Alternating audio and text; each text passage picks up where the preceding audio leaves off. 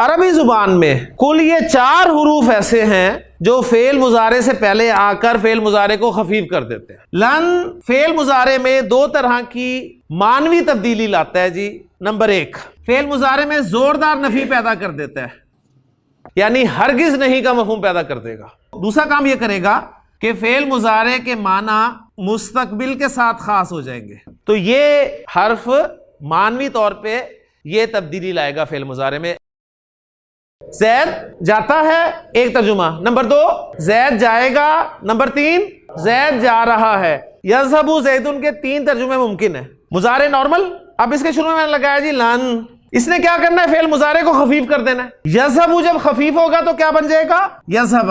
لن یذهب زید، زید ہرگز نہیں جائے گا۔ لن نصبر، ہم ہرگز صبر نہیں کریں گے۔ کس پر؟ ایک ہی کھانے پر۔ ہماری بس ہو گئی من و سلویٰ کھا کھا کے۔ میں جھوٹ بولتا ہوں۔ لا اکذب، میں جھوٹ نہیں بولتا۔ لا اکذب، میں جھوٹ نہیں بول رہا۔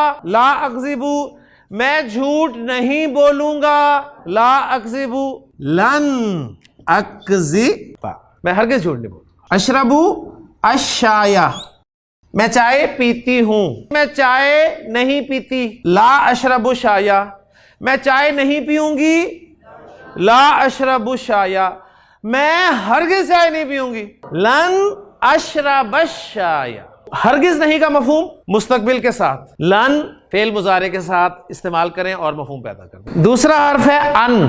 اشہد ان لا الہ الا اللہ، میں گواہی دیتا ہوں کہ۔ ان کے بعد آپ کو فعل مضارع نظر آئے گا تو خفیف نظر آئے گا۔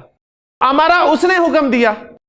امرا نا، اس نے ہمیں حکم دیا۔ اللہ، اب وہ اس کو میں نے ظاہر کر دیا، اللہ نے ہمیں حکم دیا۔ ان آ گیا تو اس کے بعد فعل مضارع آئے گا تو خفیف ہو کر آئے گا۔ نعبدو کیا بن گیا؟ ان نعبدہ۔ ان نعبدہ ہو، اللہ نے ہمیں حکم دیا کہ ہم اس کی عبادت کریں گے۔ ان کو گرامیٹیکلی کہا جاتا ہے ان مصدریہ۔ مصدریہ اس کو اس لیے کہا جاتا ہے کہ یہ فعل کو مصدر کے معنی میں کنورٹ کر دیتا ہے۔ ذہبہ کے معنی کیا ہے جی؟ وہ گیا۔ یذہب کے معنی وہ جاتا ہے یا وہ جائے گا، اور مصدر ہے جانا، تو یہ گویا مصدر کے معنی میں فعل کو لے آئے گا۔ نعبدو کے معنی تھے ہم عبادت کرتے ہیں، ہو اس کی، نعبدو ہو ہم اس کی عبادت کرتے ہیں، اور نعبدہ ہو ان نعبدہ ہو کے معنی ہو گئے ہمارا اس کی عبادت کرنا۔ امرنا اللہ، اللہ نے ہمیں حکم دیا ان کے نعبدہ ہم اس کی عبادت کریں۔ بے شک اللہ حکم دیتا ہے تمہیں کہ تم ذبح کر دو کوئی گائے۔ یہ ذبح کرنا مصدری معنی ہو گئے نا۔ ان تعبد اللہ کے معنی ہے تیرا اللہ کی عبادت کرنا، کہ تو اللہ کی عبادت کرے۔ سبحانک اللہم و بحمدک، اشہد ان لا الہ الا انت، استغفرک و اتوب الیک۔